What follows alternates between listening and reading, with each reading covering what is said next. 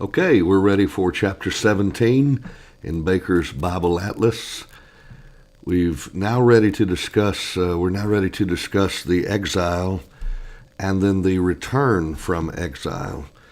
Now, you'll remember that Nebuchadnezzar was known for being the Babylonian king when Jerusalem was destroyed in 586 or 587 BC, and he carried a number of the Judeans into exile. If you study secular history about Nebuchadnezzar, you'll find out that he's given a lot of credit for being an efficient builder and organizer, and his famous hanging gardens were built on stone terraces for his wife, who was from Media, and those were among the seven wonders of the ancient world. And so one thing to notice is that the Babylonian captivity was interpreted as a just punishment for Israel's idolatry, or Judah in this case. But Daniel, who was a pious Jew, definitely was given advanced positions there in Babylon. Ezekiel also was able to enjoy a pretty good position of influence during the time that he was in Babylonian captivity. Note this: Daniel and Hananiah, Mishael, and Azariah, also known as Shadrach, Meshach, and Abednego, they went into captivity in 606 BC. They were among the first ones taken. Ezekiel went in 597 BC and was in a community known as Tel Aviv. Now, this is not to be confused with the Tel Aviv in Israel, but the Bible does tell us that it was located on the river Kibar, thought to have been one of the canals southeast of the city of Babylon, and so we don't know exactly where that was. We have some ideas, perhaps, that are suggested, but we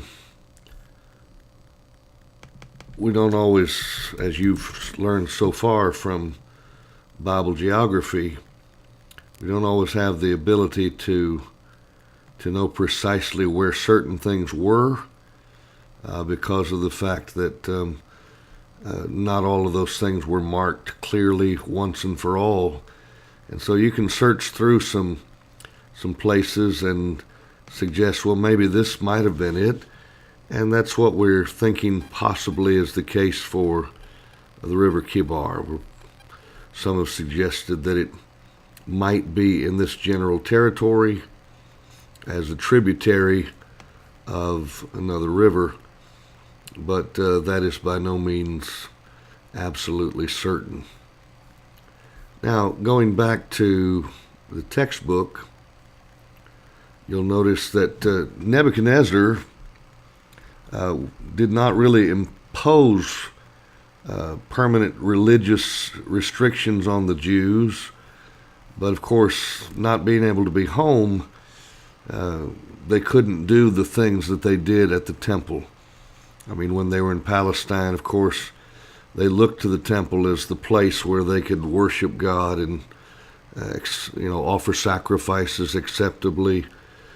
But in exile, they started finding the synagogue method to be the method for worship.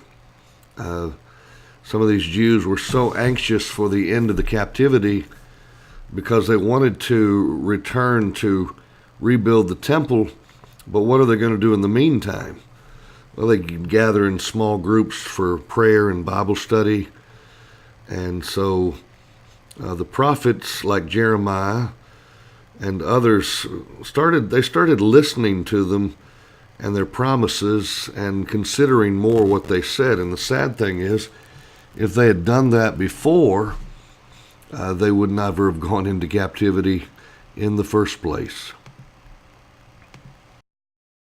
At this point, let's talk about the Neo-Babylonian Empire, named to remember Nabopolassar. He was Nebuchadnezzar's father, and he was able to rebel successfully against Assyria and conquer and defeat. And so the name that was given to Babylon to distinguish it from the earlier empire with Hammurabi was Neo-Babylonian. Another name for the Neo-Babylonians is their tribal name of Chaldea. So sometimes they're called the Chaldeans. So don't confuse the Babylonia of Nabopolassar with the Babylonia of Hammurabi. And the Chaldeans, that's a name that generally is used to describe the Neo-Babylonian Empire. Now, Nebuchadnezzar was, of course, quite the warrior, and he defeated Pharaoh Necho at the Battle of Carchemish in 605 BC. Now, this marked a very important moment in history. It was really the end of Egyptian power in Syria, and Nebuchadnezzar might have moved against Egypt itself, except he got word about his father's death. And so he thought he better get right home and claim the throne. So he abandoned his campaign against Egypt and did not go after them at that time. Now, how many times have we mentioned in Bible geography class that Palestine was really kind of a buffer state between the Egyptians down here and other nations up here, in this case the Babylonians? And so the leaders of Judah were being tugged in both directions. And Egypt encouraged Judah to refuse to pay any tribute to Nebuchadnezzar, and they said, "Oh, we'll help you. We promise we'll help you if he tries to invade." Well, of course, Nebuchadnezzar demanded the tribute. Egypt couldn't offer any help to speak of that was of any value. And two of these episodes went by, each one of them ending with partial deportation of the Jews. 606, 605 BC being the first one, 597 BC being the second one, and then finally Nebuchadnezzar had it, and he was determined that he was going to end this last rebellion by destroying the temple and Jerusalem, and that's what happened in 586 BC. And so keep that in mind. Sometimes the book says 587 BC. Those dates are pretty much interchangeable depending on which source you're using. Now, Nebuchadnezzar is known historically as the one who rebuilt and redecorated Babylon and brought it to its zenith of its glory, its highest pinnacle of power. He reigned for more than 40 years. He didn't really ever prepare any successors that could carry on his tradition. The first year of his son's reign, known as Evil Merodach in Scripture, Jehoiakim, the king of Judah, was released from prison in Babylon, given a position of honor among the vassal kings who had been under the authority of the Babylonian Empire. Now, Jehoiakim had been deported to Babylon after a reign of about 3 months, that's all. And Zedekiah was put in his place, and Jehoiakim was actually looked upon by many of the Jews as their true king. Now, we don't know really anything about his history after the exile was over, but we do know that after a reign of about just 2 years, that Evil Merodach was assassinated by his brother-in-law, Neriglissar, and Neriglissar took the throne for himself, and then he had a son whose name was Labashi Marduk. He was assassinated after a 9-month reign. Nabonidus is the one who assassinated him, but he didn't have any ability as a king. He was a lot more interested in religion and the study of the antiquities than he was the details of the government. And so, as you can see by this map that we're looking at here, the Persian Empire was going to be the next thing to come and take the place of Babylonia. Here you have Babylonia. Of course, Assyria had been the world power. Nineveh's destroyed in 612 BC. And then Babylon becomes the world power, the Neo-Babylonian Empire, the Chaldeans. And meanwhile, you've got the Medes from Media and the Persians from Persis or Persia. And Medo-Persia becomes a conglomeration, and they're going to actually end up knocking off Babylon. Nabonidus was very uninterested in anything but established religion, and he didn't really serve very well as a king. So Belshazzar, his son, served as the prince regent in his place, and he's the one who was really, quote, the king when Babylon fell to the Persians. Now notice how this happened. The founder of the Persian Empire came to the throne in about 559 BC. And there was a rebellion in the Median army. Cyrus defeated the king of the Medes, entered his capital of Ecbatana. And then in a very, very short time, you see Cyrus with great speed extending his borders westward and northward. He threatens the kingdom of Lydia in Asia Minor. And they had, of course, a king by the name of Croesus, you might have heard of. People talk about being as rich as Croesus. He was indeed very wealthy. He wanted an alliance with Nabonidus of Babylon and with Meses II of Egypt. But before that conglomeration of allies could be worked out, here came Cyrus. He added Lydia to his empire lickety-split, and that brought him into contact with the Greek cities of Asia Minor, and he started going to the Tigris-Euphrates Valley, and he moved his armies then ultimately in the direction of Babylon, and then just had victory after victory. And finally, Babylon fell to the Persian armies in 538 BC. 538 BC. Now, there wasn't any fighting. Cyrus is the liberator, and he starts immediately reversing policies of the Babylonians, including the one about the captives. He issues a decree and says captive people can go home. You're permitted to return, and you can go to your homeland. The idols that had been taken to Babylon were restored to their local shrines. Of course, Israel didn't have one, but they did have temple furnishings that had been taken to Babylon by the Nebuchadnezzar armies. And so Cyrus says, okay, I'm going to give you Jews a permission to take these items and these furnishings back home with you, and you can thus rebuild your temple and refurnish it. You can read about that in the book of Ezra, chapter 1, verses 2 through 4. Now, Sheshbazzar, sometimes scholars say it's the same as Zerubbabel. He leads a company of Jewish exiles back to Jerusalem, and when they get home, the work of rebuilding the temple begins. And it starts out with great fervor. They get busy and they start laying the foundation.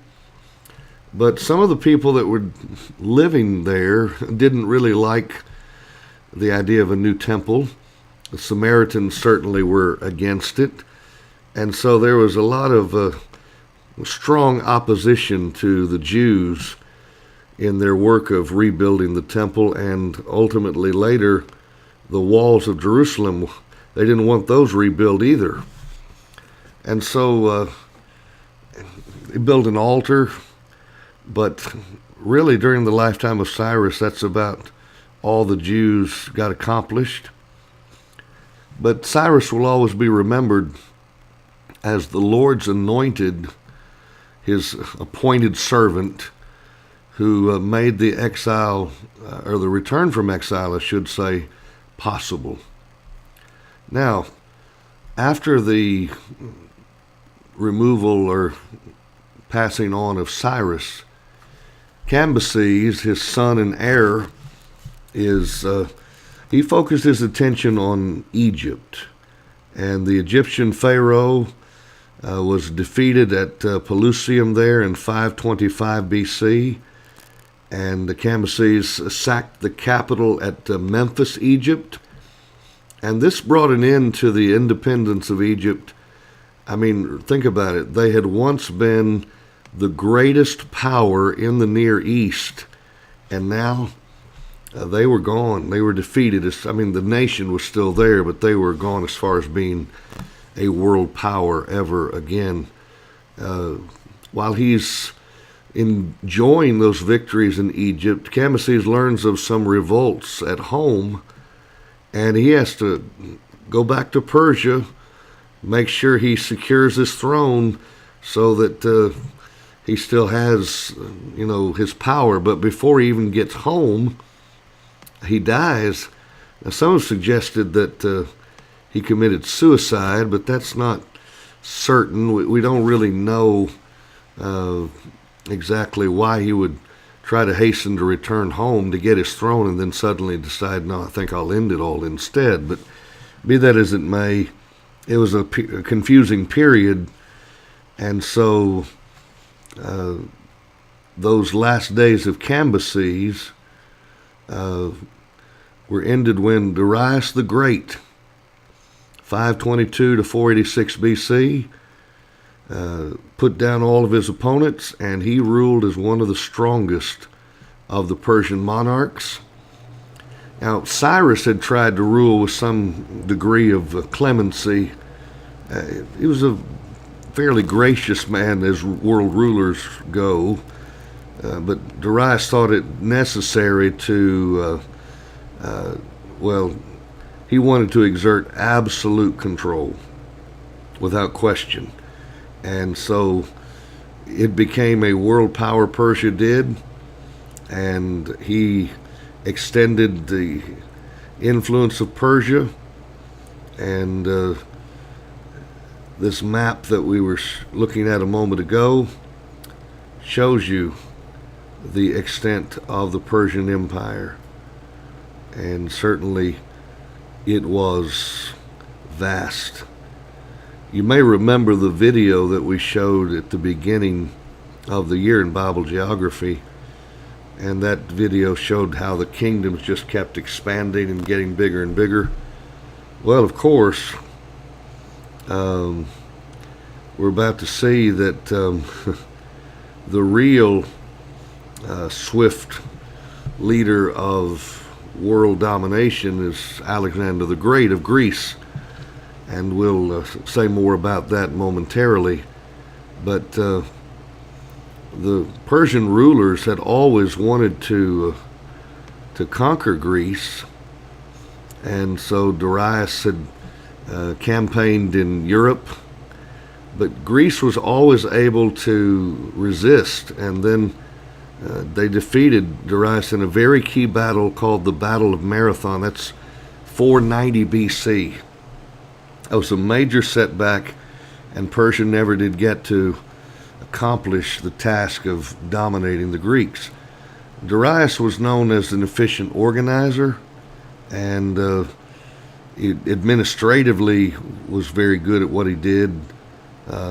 He promoted commerce and industry, and actually developed a postal system, built roads, not as much as the Romans would later on, but made serious inroads, no pun intended. And engineers of Darius even designed a canal that could be dug into the Egypt, linking the Nile River with the Red Sea. Really kind of served the same purpose as a modern-day Suez Canal. And there was a great palace that Darius built at Persepolis, and it was a very popular place. Now, let's think about it. When you own 2 million square miles of kingdom, Judea seems like a small section that doesn't really demand all that much attention. And so that's why Darius didn't really make any change in official policy toward the Jews. But then Tattenai, the Persian governor of Samaria, joined others in making complaint against the Jews. That's when Darius, you might recall from the book of Ezra, searched the archives, and lo and behold, what did he find? The decree of Cyrus that had authorized the construction of the temple and even offered some money and financial assistance to help build it. So Darius issues a new edict, and he says, quit trying to hinder this project, and he orders a generous contribution to come from the royal treasury to help build it. And so during the 6th year of the reign of Darius, the temple was finally finished and dedicated, and that would have been about 515 BC. Now, Xerxes the First, and this is a familiar character from the Bible, known as Ahasuerus. He was the son of Darius and Atassa, daughter of Cyrus, and so he had strong bloodline claim to the throne. Let me pause here and fix my eyes here. As you may know, I have a trouble with astigmatism sometimes that will just cause my eye to start watering and stinging, and it makes it hard to see very well. But speaking of Xerxes the First, 486, 465 BC, and we talked about his strong claim to the throne. Well, Egypt tried to get froggy again and get all fired up, but they put down that rebellion quite quickly in 482 BC. And then he's got some insurgents in Babylon. He has to take care of them. So he demolishes the walls of that city and destroys the very famous temple that they dedicated to their idol god Marduk. And so then he's ready to invade Greece, his sole remaining rival of Persia. And Xerxes crosses the Hellespont in 480 BC, and he goes through Macedonia with this large army. And then in a very short time, the Spartans, I know you've heard of them, the brave Spartans were defeated at Thermopylae in 480 BC, and Athens is occupied and pillaged. And then at Salamis, the Persians lose a third of their fleet to the Greeks, and that's when the tide of the battle really turned. Xerxes commanded the Persian armies to listen to Mardonius as their general, and then he returned to Asia. But Mardonius was not able to restore the Persian prestige, and perhaps Xerxes knew that. But at Plataea in 479 BC, that's when the Persian army was decisively defeated, and whatever was left of the Persian fleet destroyed that same year near Samos. And when we took a Bible Lands trip, we were sailing the Mediterranean or the Aegean Sea area, and some of these very places that we're describing here are the very places where these people would have been traveling and fighting some of their battles. Now, when he got back to Persia, Xerxes is assassinated by one of his guards, actually. And now, this is something that we want to make sure you know. When you read in the book of Esther, I mentioned this a moment ago, and I'll drive it home. He's the Ahasuerus of the book of Esther. It's the same individual that we're talking about here. He's the one. And remember, he didn't like his wife's Vashti, her unwillingness to come and parade herself before a group of drunken men. So he divorces her and seeks to substitute, and that's where Esther, the beautiful Jewess, is the one who's brought to the king at Susa. Now, this is the same place as what we call Shushan. And she was able to save her people from the evil designs of Haman. You remember he was determined to try to destroy all the Jews. And the Jews have a feast called Purim that commemorates their victory over their enemies in the days of Esther. And so she was the right one for such a time as this. She was the one that spared the kingdom. Now, Artaxerxes the first, also known as Longimanus, 465 to 424 BC.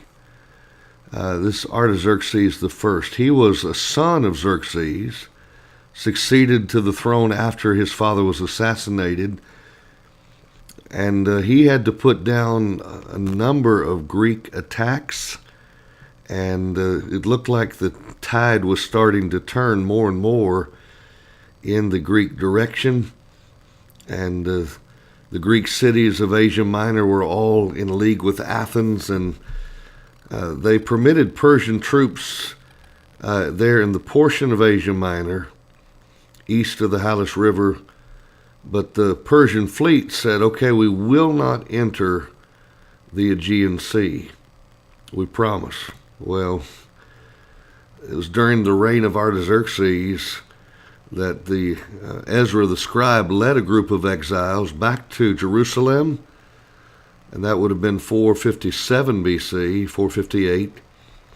And then Nehemiah, he would lead a group back in about 444, 445 BC. And so these Persian kings, one thing you have to say about them, they definitely were unique in their concern that they exhibited for the welfare of their constituents, such as Nehemiah and others. Now, here's an important thing to keep in mind.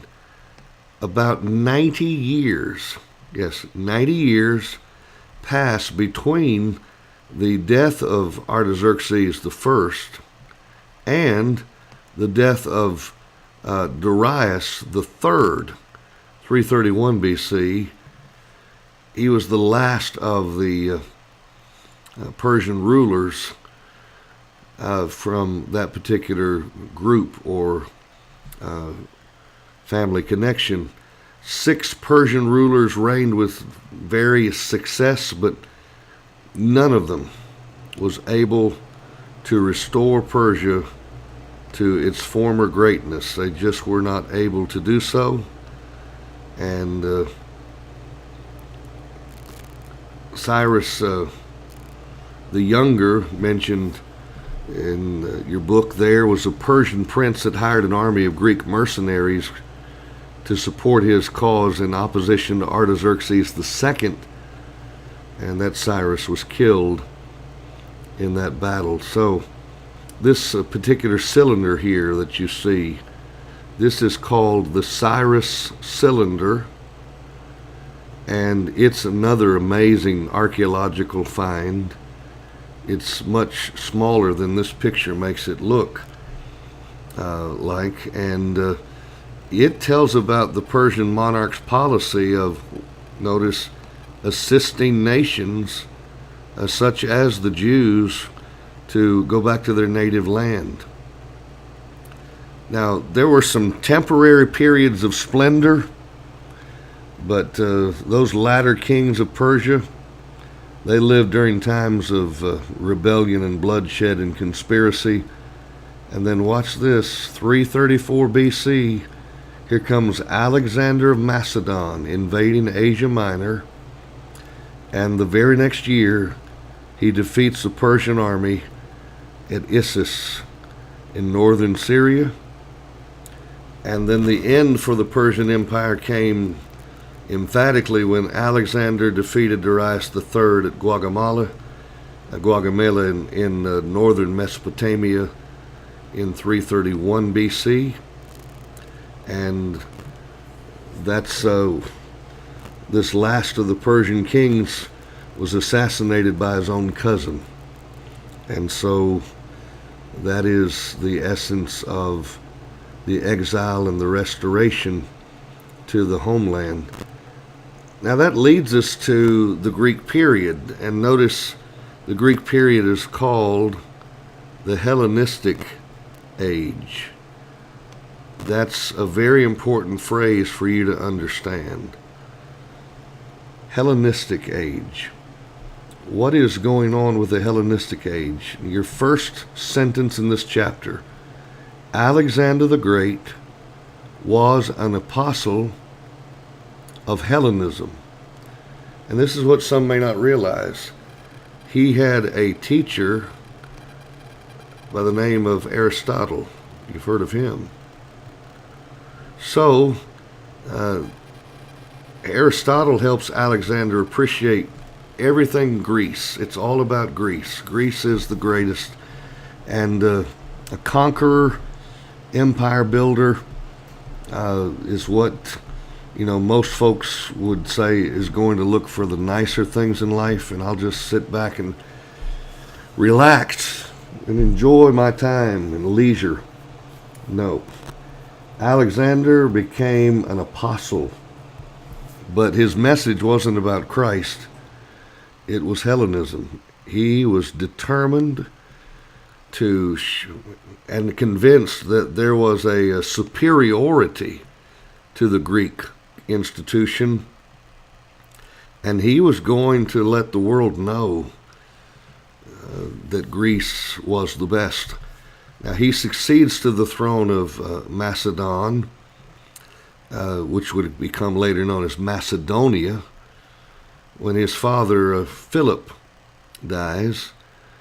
And Alexander the Great definitely is known for his military prowess, and you can read the history books. Put down rebellion after rebellion after rebellion.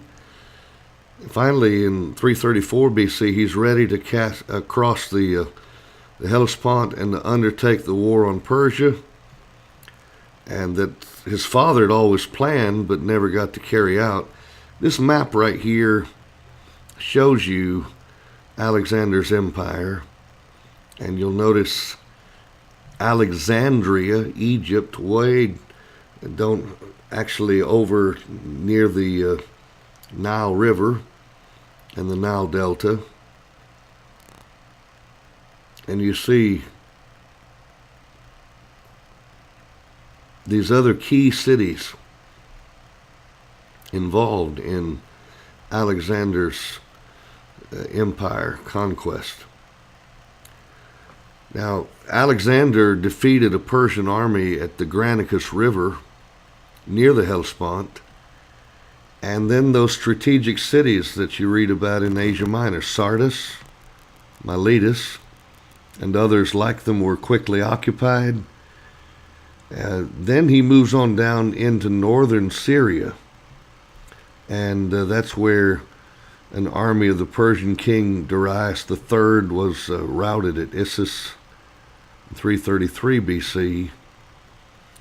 And then Alexander proceeds southward along the Mediterranean coast, spends another year, and look where he's going: Tyre, Gaza, coastal plain cities, and then enters on into Egypt. Now the Egyptians resented Persian rule. I want you to note this. They actually welcomed Alexander as a liberator and claimed that he was the son of Amon-Ra, which was the Egyptian sun god. And so they founded the city of Alexandria in Egypt to serve as a model for what a Hellenistic city ought to look like. And the Jews were encouraged to settle there, and Alexandria became the cultural center of Hellenistic Judaism, and was famous for a number of years and still is historically.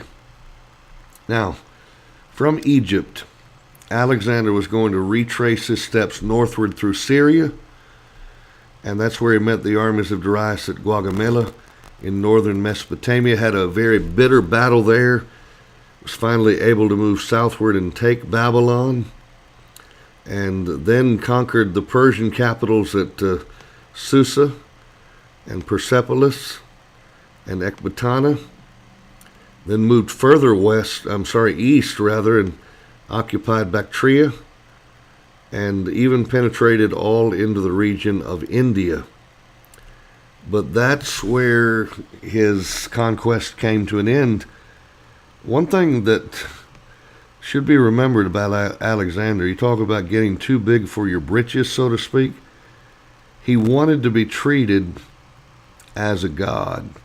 He thought that, he had the right to treat anyone the way he wanted to treat them, no matter what. But he thought he ought to be treated like a god. He tried to force his officers to intermingle with and marry Persians, and that brought a lot of resentment. And then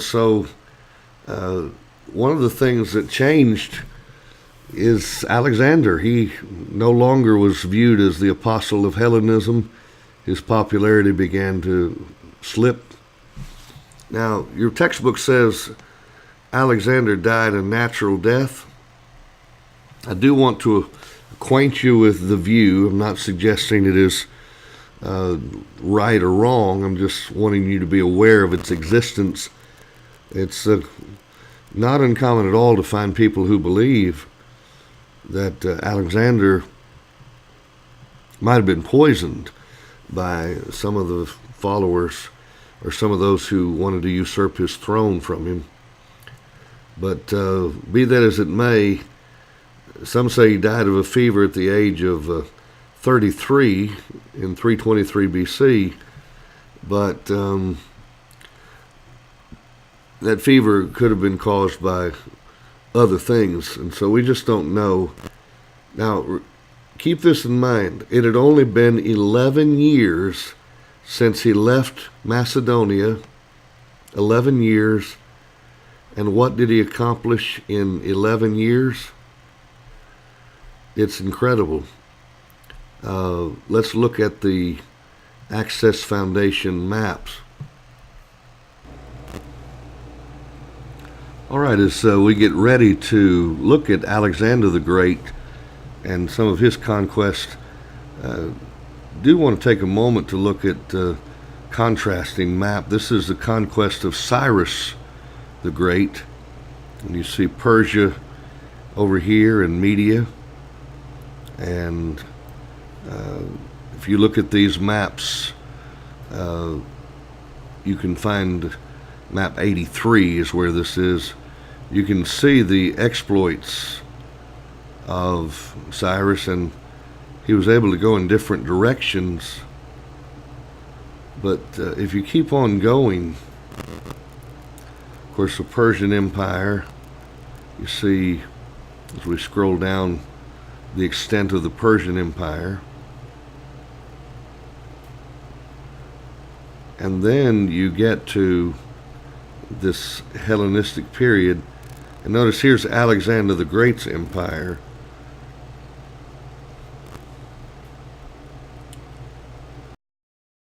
And as you look at this particular map, you can see I have to have it zoomed out just so you can see the wide extent of Alexander the Great's empire.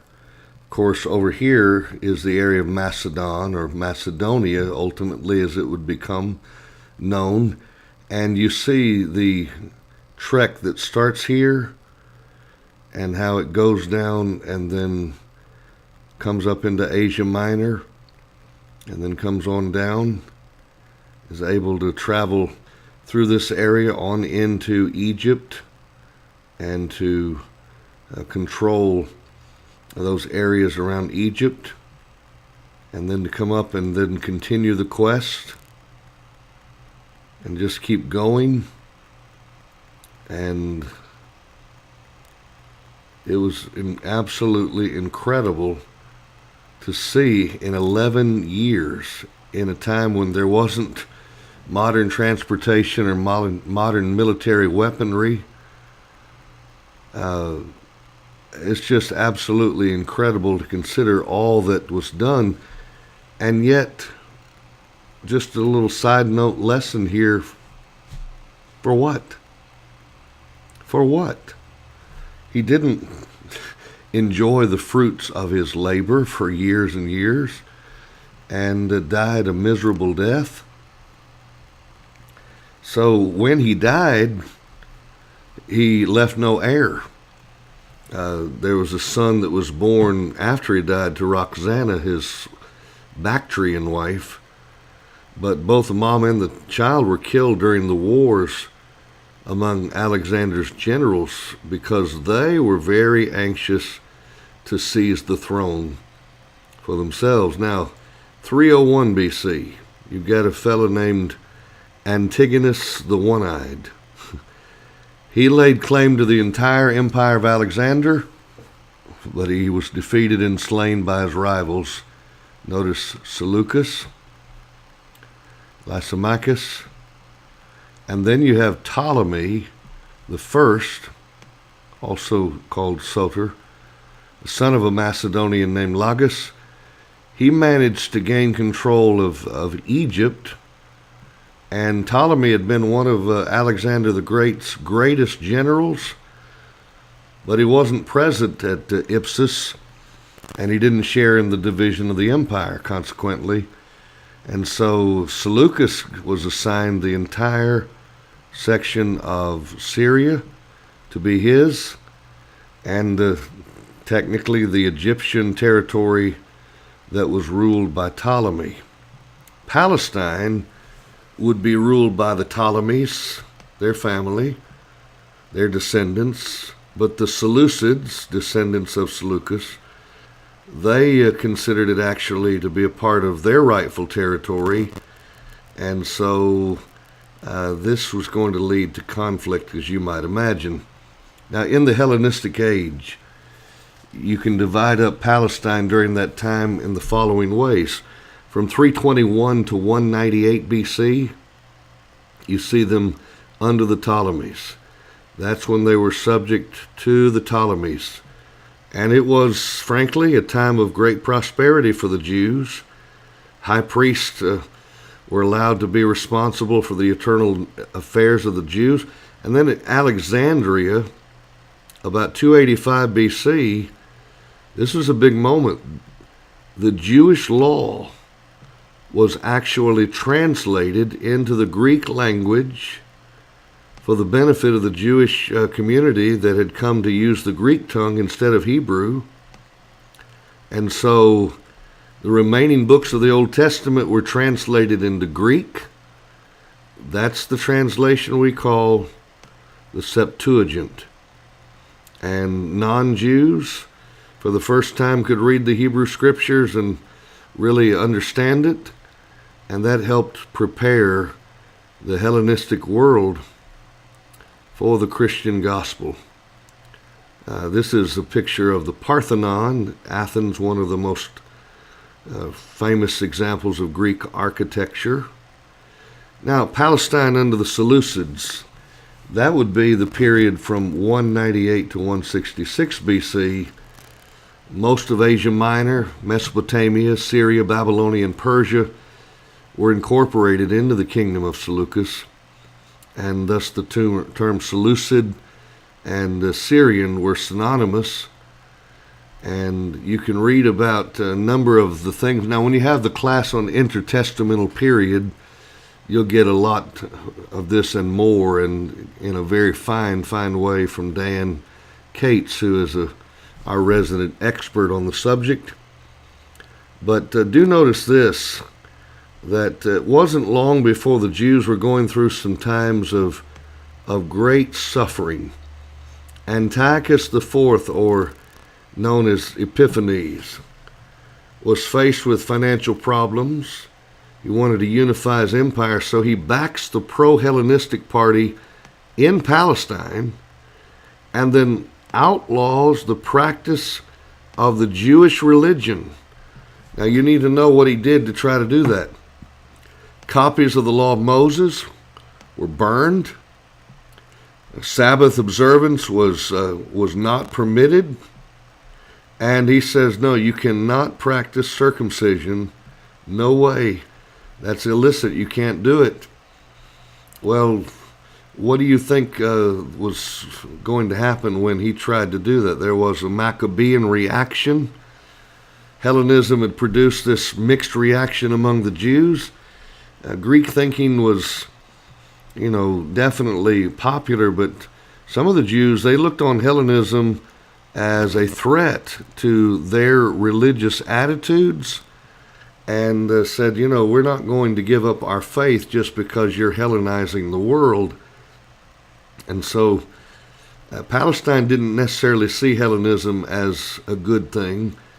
And when Antiochus Epiphanes appointed a high priest that would be favorable to his Hellenizing program, he thought, well, this was fine.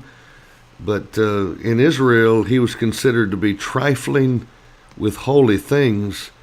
And then his sacrifice of swine on the altar of the temple.